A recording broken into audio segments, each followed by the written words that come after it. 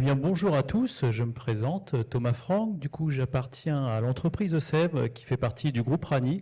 Groupe Rani qui est acteur depuis bientôt 100 ans en fait dans la conception et réalisation de luminaires d'éclairage public et qui a en fait voulu étoffer son secteur d'activité avec une entité qui faisait un petit peu le côté smart et tout ce qui allait être objet connecté, qui allait gérer du coup l'éclairage public, mais pas que.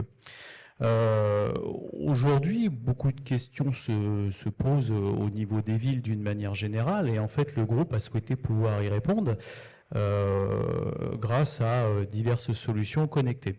Aujourd'hui, SEV, c'est 40 000 capteurs déployés en France ainsi qu'à l'export. On a une expertise assez intéressante concernant ces sujets-là et on va se pencher principalement sur les besoins des collectivités.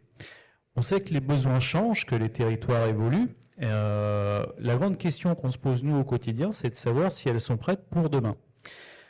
On s'est bien rendu compte que ces dernières années, beaucoup de choses ont changé.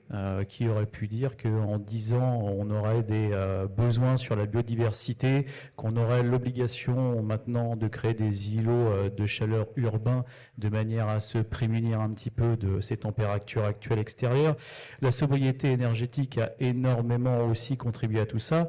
Et donc, on est là pour pouvoir accompagner les collectivités, mais aussi les industries, dans cette transition technologique.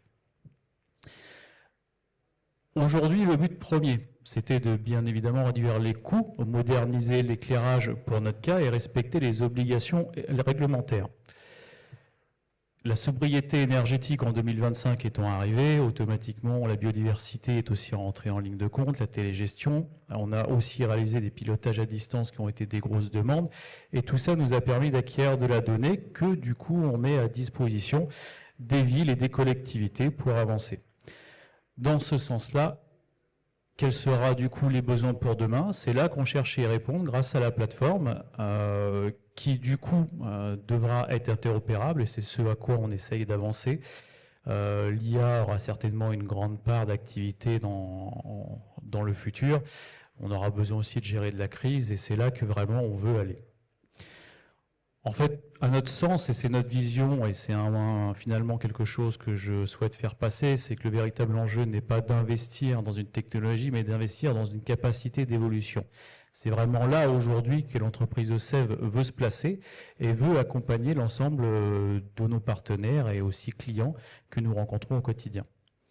Je vous passe très rapidement quelques slides aujourd'hui des évolutions futures de la plateforme, bon, qui sont évidemment principalement axées sur l'éclairage, mais pas que, mais où on voit qu'en fait la ville peut récupérer par exemple l'ensemble des informations nécessaires sur son pilotage d'éclairage par rapport aux tensions actuelles qui peuvent être et énergétiques et aussi confort au niveau des usagers. Donc on voit quelques exemples où en fait on va récupérer encore une fois de la data qui devra être exploitée de manière intelligente, hein, de façon à toute façon pouvoir toujours aller de l'avant.